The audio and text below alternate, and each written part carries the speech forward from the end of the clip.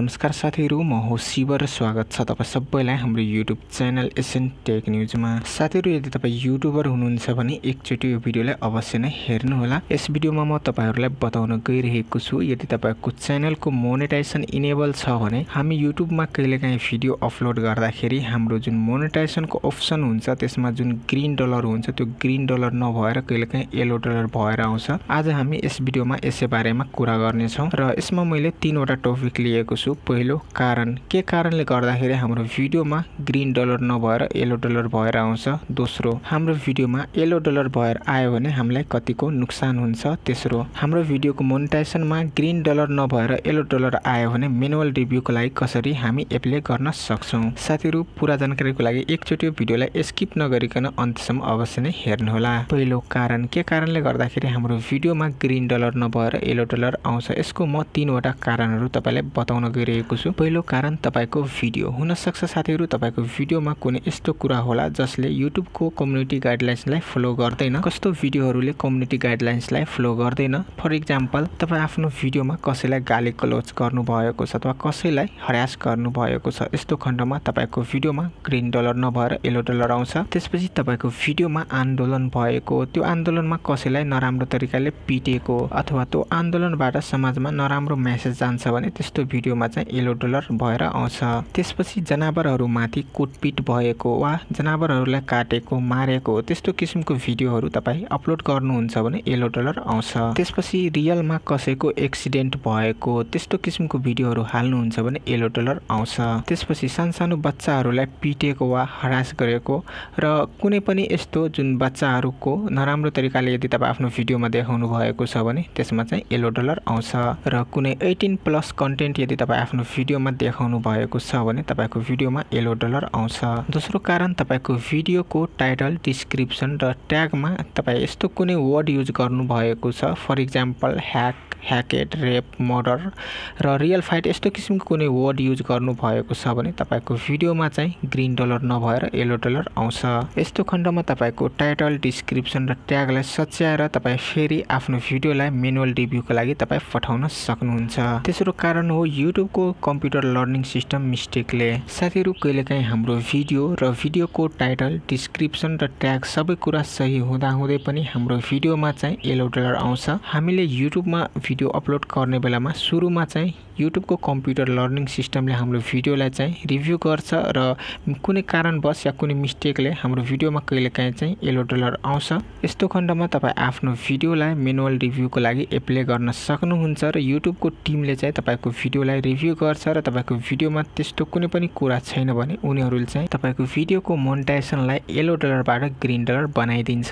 र तपाईको भिडियोलाई म्यानुअल रिभ्यूको लागि कसरी एप्लाई गर्ने यो भिडियोमा म तपाईहरुलाई पछि बताउने छु। साथीहरु, हाम्रो भिडियोमा ग्रीन डलर नभएर येलो डलर आयो भने हामीलाई कतिको नुकसान हुन्छ त? हाम्रो भिडियोमा येलो डलर भएर आयो भने लिमिटेड एड रन हुन्छ अथवा नो एड, यानी कि हाम्रो भिडियोमा एड नआउन सक्छ, जस कारणले गर्दाखेरि हामीलाई चाहिँ त्यो भिडियोबाट इन्कम हुँदैन।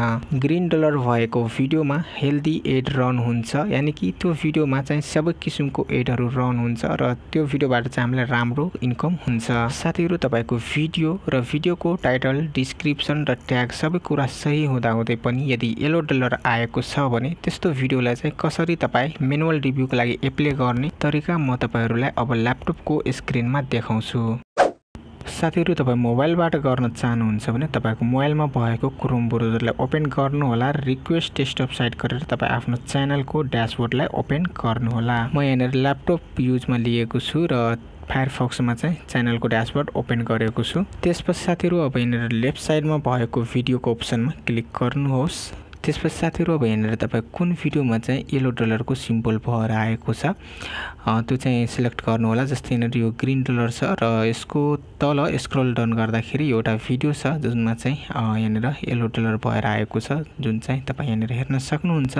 र यहाँ माथि तपाई हेर्न सक्नुहुन्छ एउटा पपअप मेसेज जस्तो सो भएको छ, this video is running limited ad or no ad due to content identified as not suitable for most advertisement भनेर लेखिरहेको छ, यानी कि यो भिडियोमा चाहिँ लिमिटेड एड या त नो एड चाहिँ रनिङ हुन्छ। साथीहरु अब यो भिडियोलाई म्यानुअल रिभ्यूमा पठाउनको लागि यहाँनिर तपाईँ एउटा टुल्स हेर्न सक्नुहुन्छ एडिटको। यो एडिटको टुल्समा क्लिक गर्नुहोस्। त्यसपछि साथीहरु अब यहाँनिर तपाईको भिडियोको टाइटल्स, ट्याग या डिस्क्रिप्सनमा कुनै पनि यस्तो कुरा लेखिएको छ जुन चाहिँ कम्युनिटी गाइडलाइन्सको खिलाफ छ भने त्यो तपाईँ यहाँबाट एडिट गर्न सक्नुहुन्छ। त्यसपछि साथीहरु अब लेफ्ट साइडमा तपाईँ यहाँनिर हेर्न सक्नुहुन्छ एउटा मोनेटाइजेसनको अप्सन हुन्छ। यो मोनेटाइजेसनको अप्सनमा क्लिक गर्नु होला। साथीहरु यो च्यानलको मोनेटाइजेसन हैन, यो भिडियोको मोनेटाइजेसन हो। अब साथीहरु यहाँबाट तपाईँ आफ्नो भिडियोको एडहरु पनि एडिट गर्न सक्नुहुन्छ र साथीहरु यहाँनिर तपाईँ हेर्न सक्नुहुन्छ लिमिटेड लेखिएको छ र यहाँनिर रिक्वेस्ट गर्ने तपाईको अप्सन पनि दिएको छ र तल तपाईँ हेर्न सक्नुहुन्छ यहाँनिर क्लियरली लेखेको छ limited or no ad due to content identified as not suitable for most advertisement if you think our automatic system got it wrong and your video is suitable for all advertisement you can request a human review भनेर दिएको छ। यानी कि तपाईलाई लाग्छ कि तपाईको भिडियोमा सबै कुराहरु ठीक छ र YouTube को कम्प्युटराइज सिस्टममा कुनै प्रब्लमले गर्दाखेरि तपाईको भिडियोमा चाहिँ येलो डलर आएको छ भने तपाई ह्युमन रिभ्यूको लागि रिक्वेस्ट गर्न सक्नुहुन्छ। सबभन्दा पहिला साथीहरु यहाँनिर लिमिटेडको साइडमा चाहिँ यहाँनिर एउटा एरो जस्तो छ, यसमा क्लिक गरेर यहाँनिर तपाईको अन सेलेक्ट छ भने ठीक छ, यदि अन सेलेक्ट छैन भने तपाई अन सेलेक्ट गर्नु होला। त्यसपछि यहाँनिर रिक्वेस्ट रिभ्यूको अप्सनमा क्लिक गर्नुहोस् र त्यसपछि साथीहरु अब तपाईको अगाडि यस्तो इन्टरफेस आउँछ र यहाँनिर तपाई युट्युबको एडभर्टाइजमेन्ट जुन फ्रेन्डली गाइडलाइन्सको दिएको छ यहाँनिर त्यो चाहिँ रिड गर्न चाहनुहुन्छ भने रिड गर्नु होला। र त्यसपछि साथीहरु अब यहाँनिर तपाईको बक्स यहाँनिर हेर्न सक्नुहुन्छ एउटा छ, यसमा चाहिँ तपाई टिक मार्क लगाउनुहोस्। त्यसपछि साथीहरु अब यहाँनिर तल रिक्वेस्ट रिभ्यू छ, यसमा चाहिँ तपाई क्लिक गर्नुहोस्। अब साथीहरु तपाईको यो भिडियो चाहिँ रिभ्यूमा गइसकेको छ र अब साथीहरु तपाई चाहिँ 24 घण्टादेखि लिएर 2-3 दिनसम्म कुर्नु पर्ने हुन्छ र त्यसपछि चाहिँ युट्युबको टिमले चाहिँ तपाईको भिडियोलाई रिभ्यू गर्छ म्यानुअली र तपाईको भिडियोमा त्यस्तो कुनै पनि कुरा पाएन, सबै कुराहरु एकदम सही छ भने तपाईको भिडियोको जुन यो येलो डलरको सिम्बल छ यसलाई हटाएर चाहिँ यहाँनिर ग्रीन डलर आउँछ र तपाईलाई एउटा मेल पनि आउँछ युट्युबको तर्फबाट। साथीहरु यसरी नै तपाईको कुनै भिडियोमा येलो डलरको सिम्बल आयो भने म्यानुअली रिभ्यूको लागि रिक्वेस्ट गर्न सक्नुहुन्छ। आशा गर्छु भिडियोबाट तपाईको यो समस्याको समाधान पाउनु भयो होला। साथीहरु यो भिडियो मन पर्यो भने भिडियो लाइक र शेयर गर्नुहोस् र तपाईको मनमा लागेको कुनै पनि प्रश्न अथवा जिज्ञासाहरु छ भने तल कमेन्ट बक्समा गएर कमेन्ट गर्नुहोस्। र यस्तै भिडियोहरु अझै हेर्नको लागि यदि तपाई यो च्यानलमा नयाँ भिजिट गर्दै हुनुहुन्छ भने हाम्रो च्यानललाई सब्स्क्राइब गरेर बेललाई पनि अन गर्नु होला। ल त साथीहरु आजलाई यति नै, म फेरि पनि आउँछु नयाँ जानकारीको साथ नयाँ भिडियो लिएर। तबसम्मलाई बिदा चाहन्छु। हस् साथीहरु, टेक केयर एन्ड जय नेपाल।